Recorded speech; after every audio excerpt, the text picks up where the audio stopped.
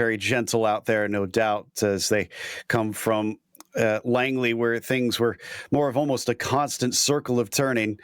We now have them having to accelerate away and find themselves coming in with a ton of speed into a highly banked corner.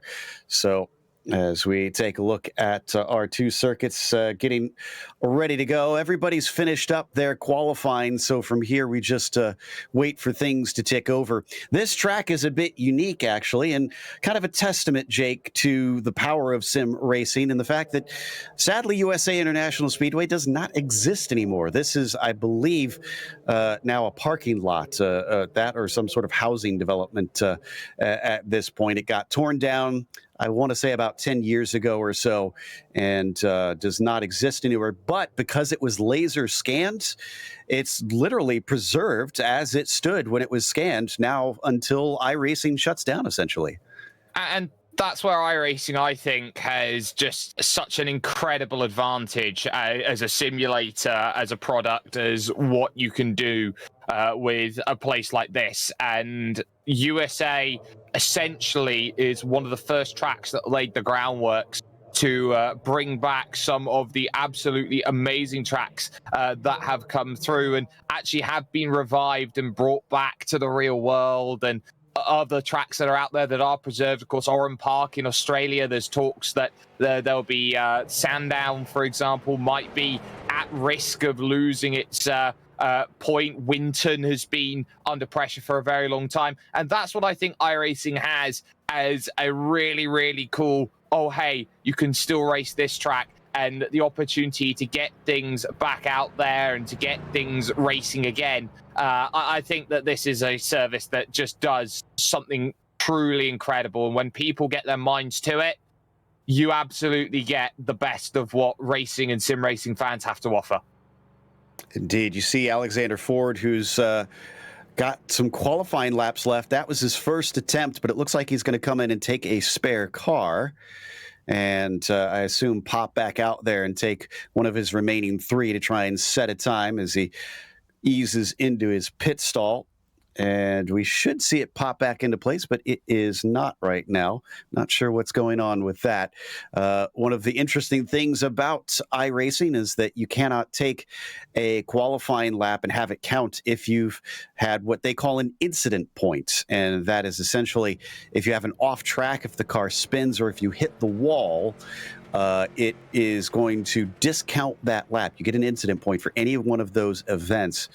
And it'll prevent people from essentially trying to cheat the system out there by getting some sort of cut of the course and things such as that.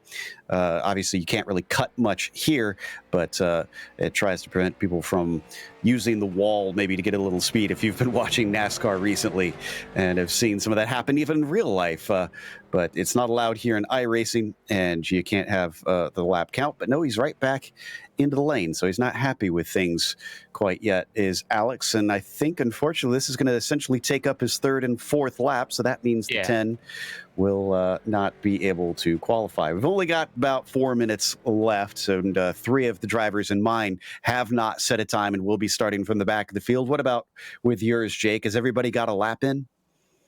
Yeah, not bar two, actually. Heath Hensley and Eli Friedley haven't put in lap times on the board. Just looking at Eli's decided not to run any times out there in qualifying. And just looking over at Heath Hensley in the number 4 car, I think it's a different story for Heath, who didn't register a lap through any of the 4 qualifying laps that were there and available. So they will both have to start then from the back of the field as they will try and work their way forward. But it's still going to be 80 laps. And I think that it's going to be a little bit less intensive on the tyres. I think that today at USA International, compared to what we had at Langley, you don't have that constant level of you're always turning, you're always thinking, you've always got to be positioning, which just doesn't let the tyre cool. You've got these 2 long straights that gives that opportunity for a cooling period to come in here, Joe. And I think that just is going to make life a little bit easier for the drivers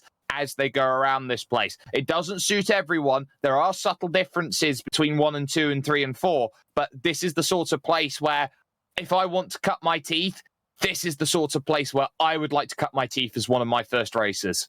Yeah, it's definitely one that I wound up racing a lot as I was getting through my rookie license here on iRacing on the oval side, and I enjoyed it. I still do. Especially another interesting thing about this is because it doesn't exist anymore. Although all of iRacing's tracks are based are scanned real tracks, and this one is real or was real when it was scanned. Since it doesn't exist anymore, iRacing said, "Hey, we can put dirt on it, pretend that they have dirt racing here, and there's nothing really that says that they couldn't." Because it doesn't exist anymore. So you can actually race a dirt version of USA. And I actually think it is a ton of fun as a dirt version.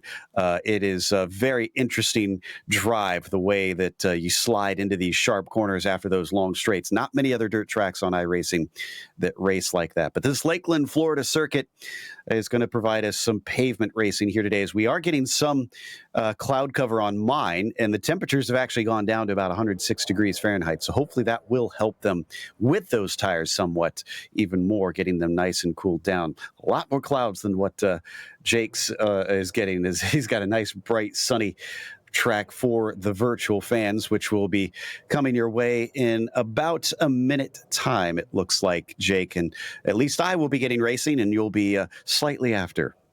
I will. We're down to 3 minutes here before the end of qualifying that can be scored complete. So that's going to be really important. But I think what's key is just watching here how you got exactly the same track and some very similar conditions out there here today.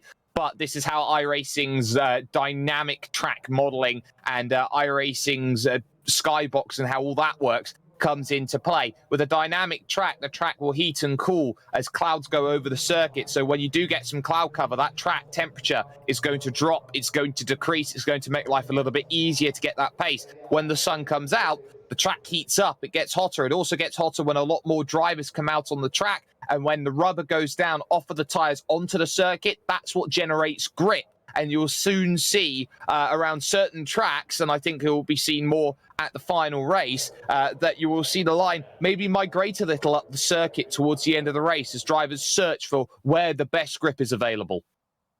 And it's going to be a shorter race today as mine ticks over into the gridding process. So the drivers will now line up behind the pace car, and up at the top of him, Brendan Yonker is still showing that same speed. However, behind him, it was only 2/10 down to Brandon Morrill. So he is a potential threat to that victory. We'll see if they can stay out of trouble. Jason Lasardi will start from third, as Jason Dolersky will be P4. Elias Maina will be in fifth place as Seth Holland starts sixth, and Benjamin Marino was the last to set a qualifying time in seventh place. Richard Narain, Dominic Villarreal, and Alexander Ford will round out your 10 cars here for this race. We've got one more than we had at last race over on mine.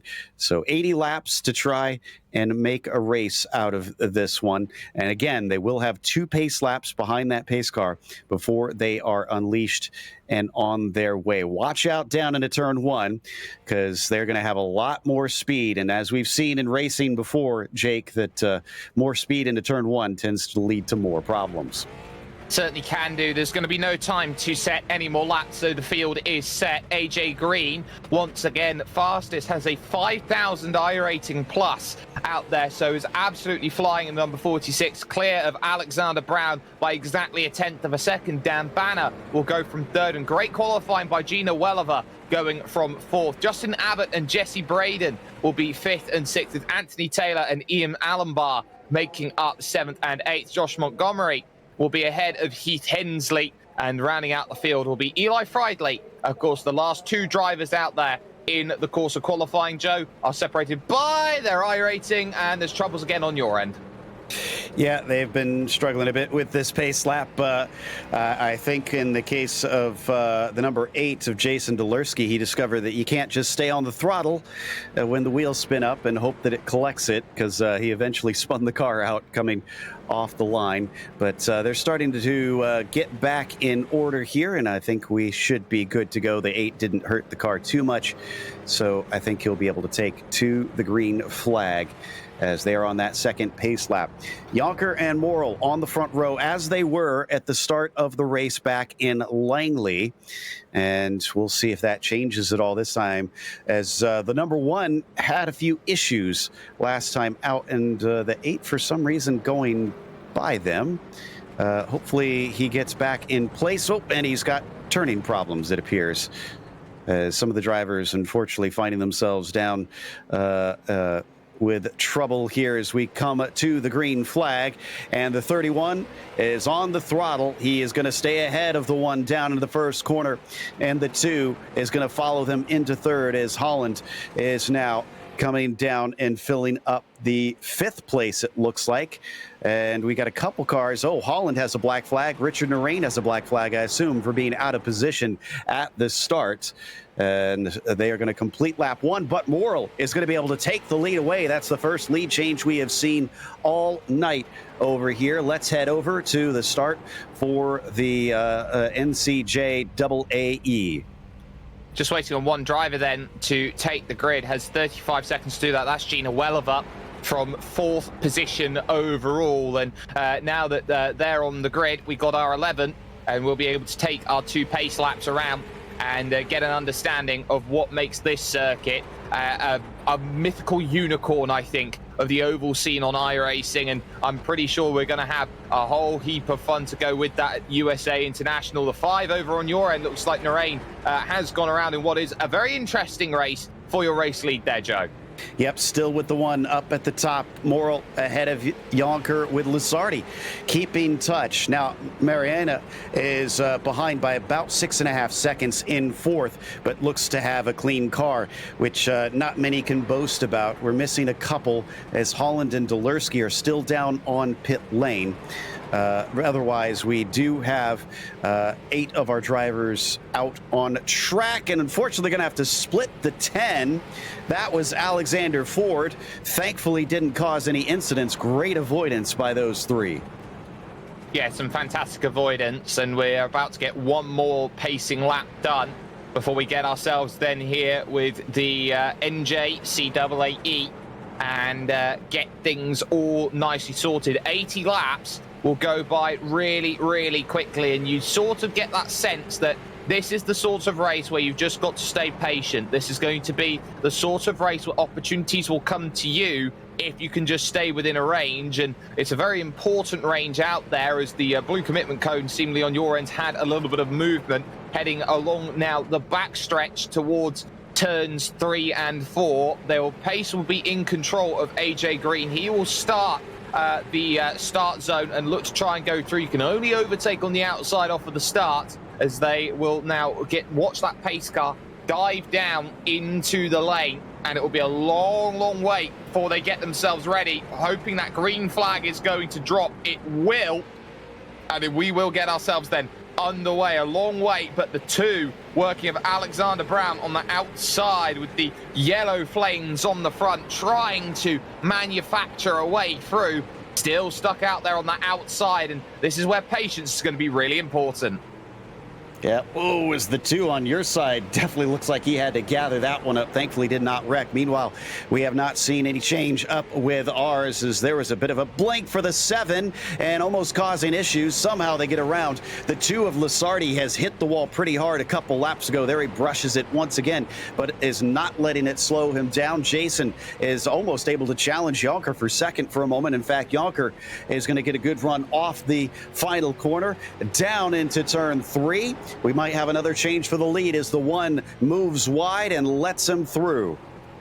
But you can always use that banking off the exit, and that can really be a great place to make that happen. Alexander Brown having to be very, very patient in terms of this race. This is going to be a long haul in terms of staying behind a driver who's really quick in the likes of AJ Green, but it is a front 4 that's looking good. 5th, 6th and 7th trying to hang on to the coattails. Gina Welliver doing a really good job there in 4th position, trying to hold on to the 3 drivers who are head and shoulders in the opening race at Langley in front of the field, be it those of Dan Banner, Alexander Brown and AJ Green running through 4. and you're going to see those different lines start to crop up here and there. Is a heavy amount of banking, so you're going to see a much more disparity left to right side tires. The one there of Morel on your screen, Joe, runs into big troubles. Oh, spins on the front stretch, just getting a little loose, clipping the apron out of 4. So loses second place. Can he get out ahead of the 4 car? Looks like he's struggling to. Oh, as he spins the tires up, it looks pretty damaged. No, he will not stay in third. Elias in the 4 machine is now up into that podium position as Morel finally gets going. It is still Jonker leading, and we are down to 4 cars left on the lead lap. Well, it just shows you how quickly that race over there goes with Villarreal in 5th position there on your end. But still, it is the front 4 looking pretty calm at this point, starting to split out into groups of 2, and the lap traffic process soon about to start. The likes of Josh Montgomery and Heath Hensley. Anthony Taylor's just had potentially an issue going through then turns 3 and 4. There's Alexander Brown on the low side trying to get that run. There is the car off actually then in a bit of trouble, but Alexander Brown is going to be the one searching to try and stay with. And when you're dealing with this traffic early, the one thing you have to do, especially with the etiquette that's been shown today here, Joe, is you've got to follow the car in front and find a way through. Oh, and that's Dan Banner. That's Dan Banner who's gone off. Oh, that was a big hit to the inside, unfortunately for them. So that's going to take them out of contention. Look at that battle for the lead on your side. Definitely a lot closer than ours, and they're going to go side by side, Jake. Oh, they absolutely are, and they're trying to get through the 4 of Heath Hensley, and they're both going to just about manage it. Got to tuck back into line with the number 2 on the inside there of Brown, who is hoping to get as much drive as possible off of the exit. A little bit wider, though. It's going to compromise that run. It's very easy just to tag the outside wall if you're not too careful. Ducking down then through 1 and 2 on lap 10. Out of 80 already, an 8th of this race has been scored complete. And I tell you what, AJ Green, you remember he had troubles with the tyres back in the back end of the race. He might have to be a little bit alert here because Brown is giving him a very strong run in the early goings. He is indeed up on my side, left-hand side of your screen. Jonker leads by about 3.5 seconds. Big problem as well. Yeah, that was the one, I think, making some contact with Richard and Rain. And unfortunately, the one just kind of went across the track trying to recover. It's one of the first lessons that you're taught in racing, Jake, is to make sure you're clear before you try to re-enter the track. Rule 1, hold your brakes. Rule 2, make sure you've got a gap before you turn it around. And you always think you've got more time than you actually have, and time just drips away when you're out there racing. It's really weird in terms of phenomenon when you're stopped in the middle of a race, because 2 seconds being stationary feels like 20 seconds, Joe. And there is that anxiety that always goes around that drivers always seem to be a little bit concerned about. But you always get there as on the right-hand side of your screen, the NJCAAE, just running a little bit wide there is Alexander Brown, and that might just slowly start to bring the gap open in the race. But the one thing you can't do is act rashly trying to get back into the race. You just have to stay calm in that sort of situation.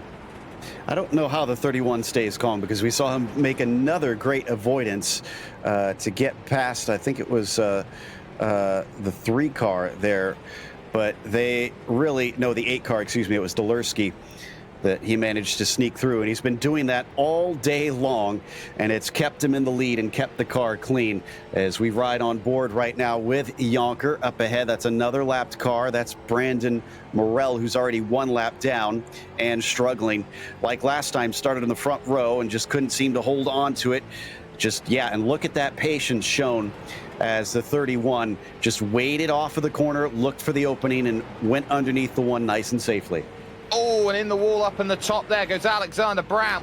And that's going to be trouble, because the moment you start making 1 bit of contact, 2 bits, 3 bits, it just continues to go. It's a vicious circle out there, and the back stepping out for AJ Green at the front of this field, leading this one. Gina Welliver in 3rd position. Now, this is going to be where she can bring herself into play. Gina's got a really, really good chance of bringing those 2 back in, because they're trying to race against each other right now. Gina's running her own race. And that's what she's got to do here. She's got to worry about her own thing. We had a massive accident, though. You can see the results of it, as that is the 4 of Elias, unfortunately turned into the wall, hooked into the wall with an accident alongside Seth Holland there out of turn 4. And the 31, had a bit of a slide. Brendan Yonker trying to keep from losing control. You talked about those tires. We're only 24 laps in, and on the back stretch, whoa, the 10 is going to get in the way of Lusardi and Morel, and that was some damage on the 2, who's also been trying to avoid as he now makes slight side-to-side contact, unfortunately, and is going to have to actually come into pit lane, as that is a meatball flag. Yeah, 10's not a lucky number, I think, in this race today, because Anthony Taylor, who's running the 10, is absolutely at the bottom of the field and has been caught up in a couple things here and there that haven't been the best part of ideal to make racing happen. But at least right now, as it is crazy over on your end, it's nice and calm at the moment. Top 3 split by 2.5 seconds. Jesse Braden 13 seconds down in 4th position right now. This has been a nice first quarter of the race here in the NJCAAE. This has been all about just keeping momentum, keeping flow in the early stages of the race, and letting that second half of the race come back to you as they go forward. Not as many dramas as what's going on your side in the HCL bit, Joe. Certainly not. Brendan Yonker's been just plagued with cars in his way, unfortunately, but he's dealt with it admirably, just slowing up as soon as he sees trouble up ahead, and that gives him the time to pause and think and try and pick his way through. In fact, I know a few drivers on iRacing that could probably use some lessons from Brendan right now in trying to avoid wrecks. He's been going by Richard Narain, who looks like he's had to take a tow into pit lane, been really struggling here today with holding on to that car around this track. The only one on the lead lap, Yonker, has now lapped everybody. Lusardi, because of his issues with that meatball flag, is now 2 laps down in second place. Yeah, and I think one of the keys in terms of trying to avoid incidents out there is giving yourself some space. As on the right-hand side of your screen, we'll go on board with Gina Welliver as she looks to try and chase down those in first and second positions. I think the key is giving yourself space when you're trying to get around drivers. It's always a lot easier to predict where a car is going to go, as the 4 almost goes around in the background of Heath Hensley, who started down in 10th, is up 3 spots and 2 laps down. But I think giving yourself space so you can predict what the car's doing in front of you gives you so much more of an advantage. If you don't react to the car in front, you're going to be in a whole heap of trouble when they go around, because you've got a lot less time then to go through. That's why it's not necessarily the best to run right behind someone. Ooh, Dolersky there, having trouble and being impatient himself, trying to get back on the track. He slaps the wall. What wouldn't have been a bad incident if he hadn't have come back and just mashed up the right-hand side of that number 8. And now you can see what that damage does as he spins out in the 10, backs in. Like we were saying, you got to watch out on your track re-entry that you are nice and safe. Boy, the 31 is going to unfortunately get a little bit of the wall in the process. So Yonker's not got a completely clean vehicle at this stage. No, and I think today is going to be a day where I think the winner is going to be the one driver who's got a clean vehicle at the end of this race. It's never going to be easy to do that, but getting a little bit bottled up now. Here is AJ Green running through 1 and 2, stuck behind Eli Friedley and the number 9 in the yellow and light blue, very similar to a 2005 Renault Formula 1 car in terms of livery there, moving through, pushes out the way and gets through, but it has just allowed Alexander Brown back into the conversation. Within a second, you would say you are right in that mix. And let's not count out Gina Welliver either. These front 3 have been running their races pretty nicely, haven't been too much of a disparity gap between them in terms of pace. They've just quietly got on with business, and they know that the business-making laps are now, and effectively the money laps come along inside the final 10. Yeah, getting close to the halfway point over here. We're on lap 32. Actually, no, excuse me, lap 34, I should say, for Yonker. I was looking at Lusardi, and he's 2 laps down, so not quite to the same distance. As we continue to watch here with Jake's race with the NJCAAE. carrying on around a very sunny USA Speedway. But on my side, that's going to be more laps down for Lusardi, who's turned around to the front stretch and now has to take a tow. The aid of Dulurski involved once again. Dulurski's just been plagued with problems, and it looks like you've now got a wreck on your side as well, Jake.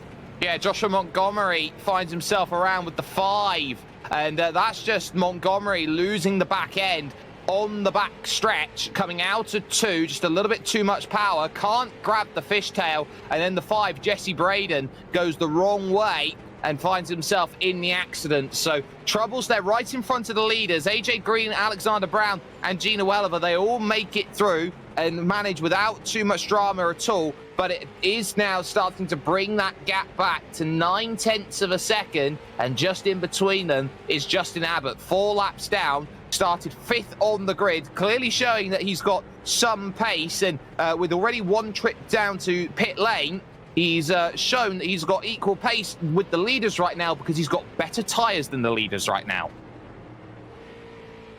And I think those tires going to be a key component the longer we go. Only Jonker has not visited pit lane at this stage. I wonder when his will start to wear out. He's having trouble trying to lap Dominic Villarreal in the 7. Dominic's about 10 laps down right now and clips the apron, gets a little bit loose. But again, look at that discretion from Brandon as he tries to pick a way through, but now gets chopped off on the way down into turn 1 by the 7 car. Well, the good news there is that he's got a couple laps to go through, and it looks like this has been defended. You're actually having a race over there on that left-hand side, which is not what the 31 would be hoping for in the HSEJ. He's going to get around there. No drive left on the exit on a wounded machine there, and that's the move. Still, though, it's now about trying to tick over, and this is where a difference is made between a good driver and a great driver. A good driver will be able to hold on to the back of another driver for about 10 to 50, or at this stage, 35 laps. The next stage, though, is crucial. The difference between a good driver and a great driver is, can you still do similar sort of lap times when the tires start to go off? If you can, then that's where you make due as a great driver. As such, AJ Green's distance in the last couple of laps has doubled to 1.6 seconds. We might get a bit of a race going for second place as Morrill is now 12 seconds behind Lusardi. There is Lusardi in the 2 car, Morrill in the 1 machine, the black and red that you've seen. There he is on screen right now. So they're currently split by about half a lap, but in terms of most of the cars on track, that's actually pretty close between one another. Not seeing any others on the same lap as each other, except for, I believe, Dulurski and Holland potentially. It's basically all spread apart in these very early days of the race. Morrill trying to see if he can get the laps in, been doing a good job of avoiding those around him. So is Jonker, who we've mentioned already quite a bit, still about 5 laps ahead of Lusardi currently.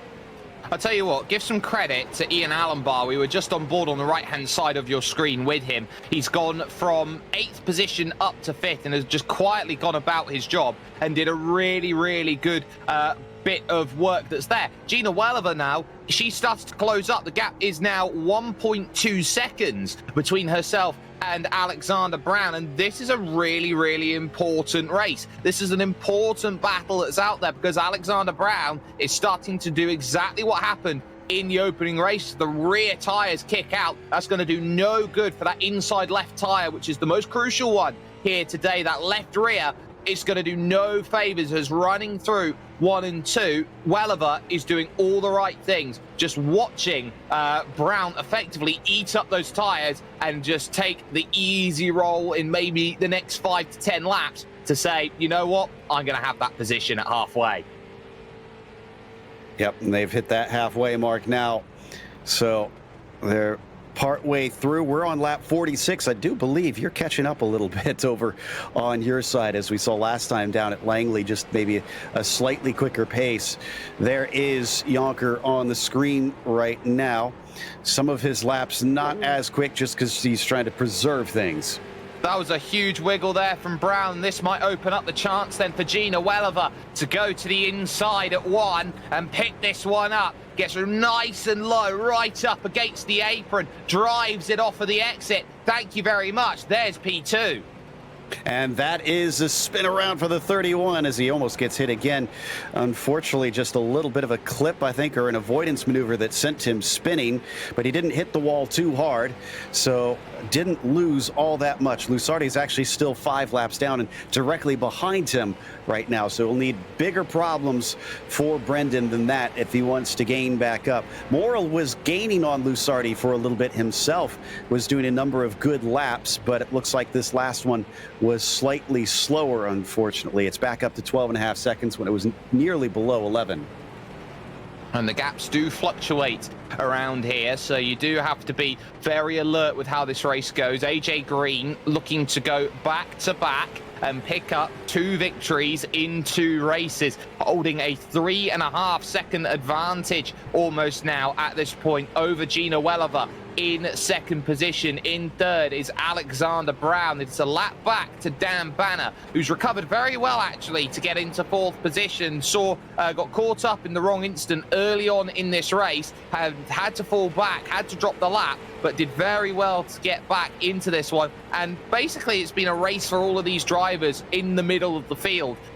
They've had a couple issues, they've had a few bits of contact, and as such, the range of where they are, they're split almost perfectly by a lap, 4th down to 9th, with the exception of the difference between 5th and 6th being 2 laps right now here, Joe. On screen, looks like Jonker gave a lap back to Lusardi, so it's now only 4 laps difference between them, as he can afford to, I think, give some of that away. Might have a battle for 5th, though, as Ford and Villarreal are close out on the circuit just ahead of these guys. And that was a short battle because the 7 blasts on by into the top 5. Yep, doing a good job, made that move, and very accomplished move at that as well. Sometimes you can't really ask for too much better at that point. E8, though, trying to deal with 3 bits of lap traffic. Door was very nearly closing there by the 67 of Josh Montgomery, who has been trying every which way to keep the car pointing in a straight line, but has been struggling a little bit with the way that it goes in. And I'd say at this point, this is going to be all about where do you go at this stage. Looking to dive down in, runs up, gaps opened up, but Alexander Brown's around. Oh, into the wall, and you saw on our screen as well that the 10 and the 2 did come together. Not quite good for those pair, and I think Lusardi went back to 5 laps down. I think he only hit the nose.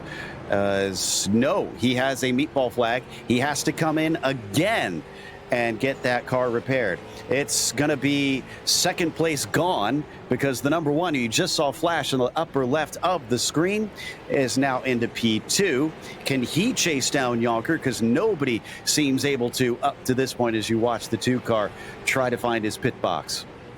Yeah, it seems a bit of death by paper cut, really, when you look at how that race goes, as troubles before right in the back there as they went through. I believe that's the 13 that's got, they're just getting caught up. So definitely not good in terms of over there. But here it has been nice and calm. AJ Green out nearly to a 5-second advantage over Gina Welliver. Welliver now with 13.5 seconds over Alexander Brown, just showing the difference of what this race really is. And AJ Green, this is what you get when you put someone who is out there racing, knows what to do, and really, I think, has been a prodigy and proven to be a prodigy in these races. Nothing's been out of line. Everything's been as you expect it to be raced. And I think AJ Green here is going to be someone to keep an eye out on for a very long time. Everything is perfectly hunkered in together. The car doesn't look too loose. It doesn't look too tight.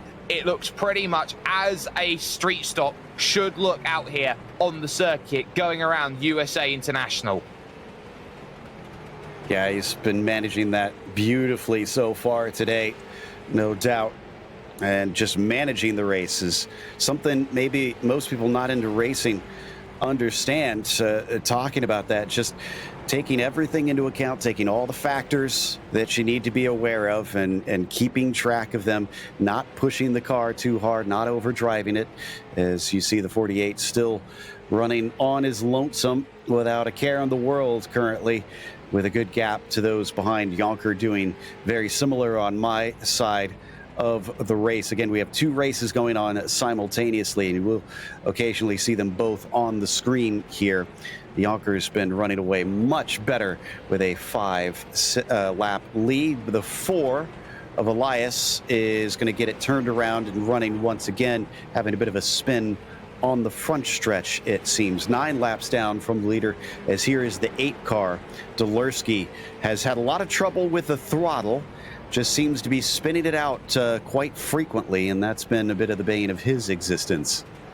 And a lot of what struggles are with throttle is that this isn't going to be with iRacing the same as it is, say, a traditional video game that you're out there. You do have to modulate the throttle. You do have to be alert. You can't just mash the power down and just hope the car's going to respond to that, because that's not how a car responds in the real world. These cars are laser scanned. They get all the dyno data in on what these cars' power outlays are, what suspension settings you've got, all of the small minutiae, which you look down, and I know there are certain cars out there on the iRacing service which you actually do need to be an engineer to get correct. That is some fantastic avoidance on the left-hand side of your screen as we focus on the right on Allenbar in 5th position.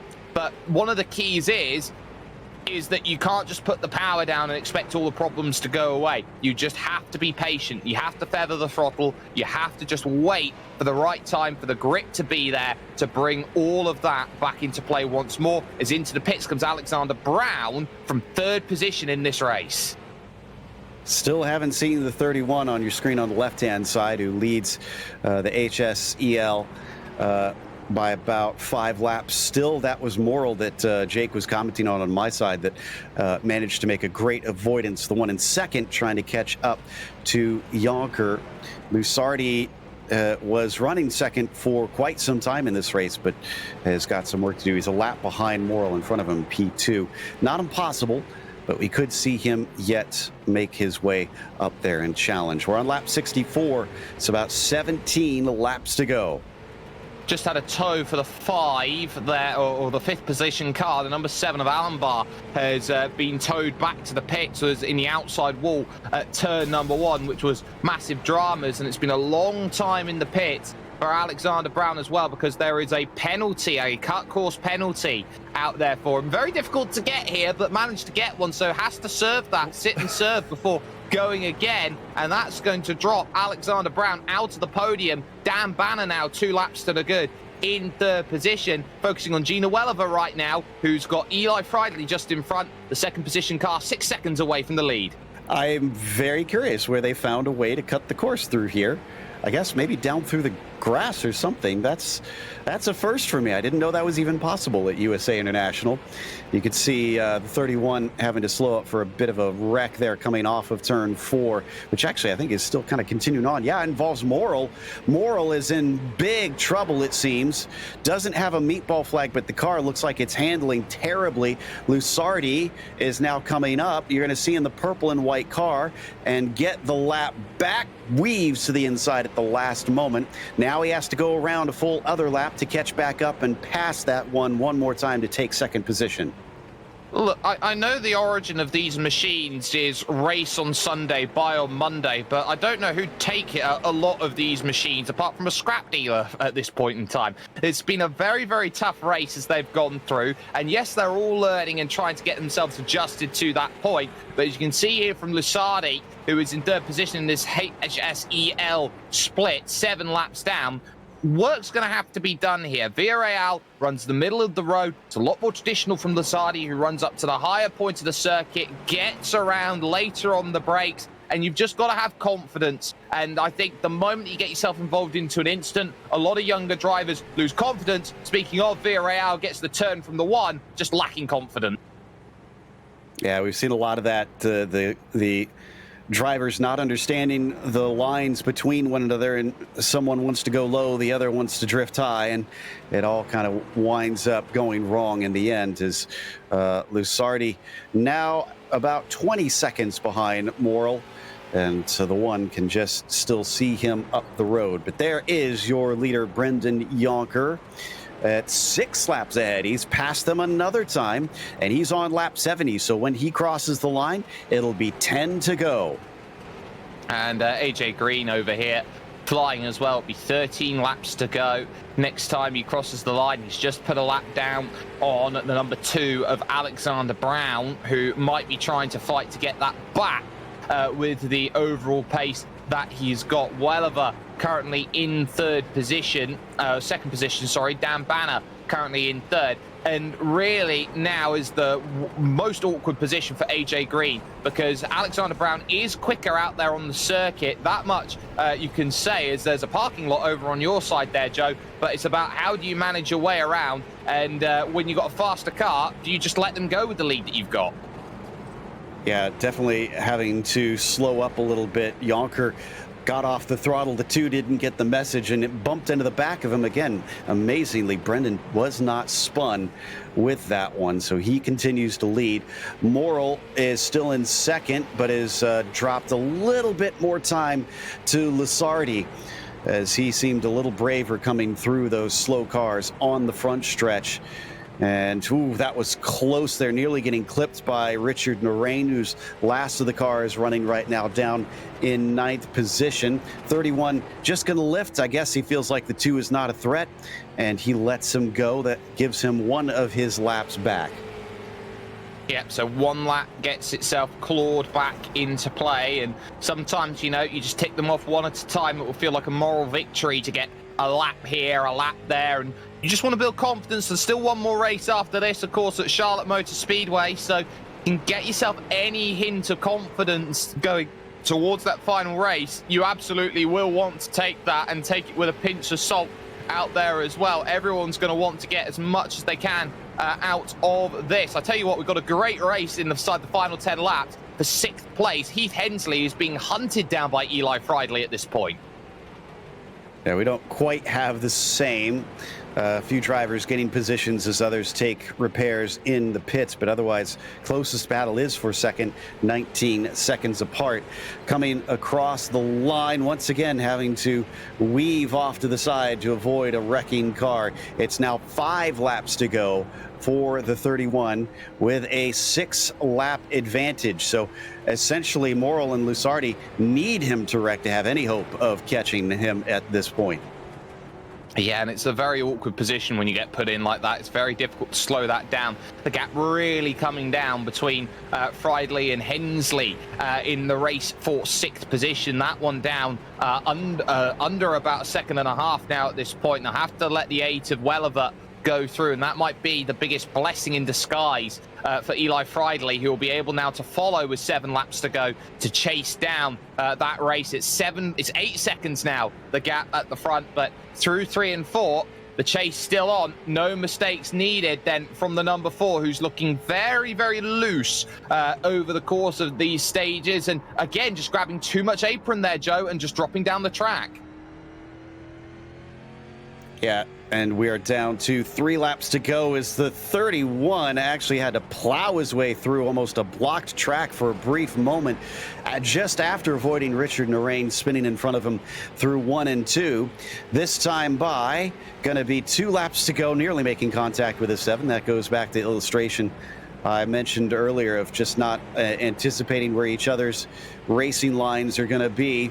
So just 2 more circuits around here for Brendan to make it back-to-back wins in the Speedway Invitational. Back steps out not once, but twice. Somehow it's held there by Heath Hensley, who's just trying to put everything together as the white flag comes out for H-Cell.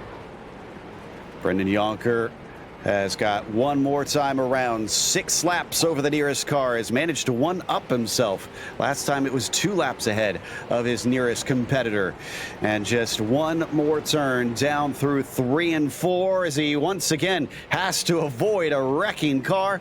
And that is going to be another win for Brendan Jonker. Absolutely fantastic performance there from Jonker. You can't really argue too much about it. 2 races, twice head and shoulders above the field, twice keeping it out of trouble. AJ Green is now in the box seat with an 8.7-second margin. The race between Friedley and Hensley ends up in Friedley's favour, with Hensley, if you saw on the right-hand side of your screen, spinning out through turn 2, that making all of the difference there. White flag in the air for the NJCAA second race of the Fall Invitationals here from USA Speedway, and this international has been absolutely brilliantly done by AJ Green, running through turns 3 and 4. Once again, head and shoulders, but a much more measured race than the first one, which was fraught of little issues. This was about as perfect as it could be. AJ Green, back-to-back here for NJCAA. Fantastic stuff for the second race of the evening. That will take us to the results, of course, of our 2 races. Having now witnessed both of them take the checkered flag here at USA International Speedway. But up at the top on the second race for HSEL, Brandon Yawker is your winner. Jason Lusardi, another second place, this time, though, a little bit farther down. Brandon Morrill could not catch up in the end. He finished third. Elias Maina didn't really see a whole lot of that number 4, but did wind up in P4 as Seth Holland was 5th and Alexander Ford was P6. Dominic Villarreal was 7th, followed by Jason Delursky 8th and Richard Narain 9th. Only DNF we had today was Ben Marino down in 10th. Jake?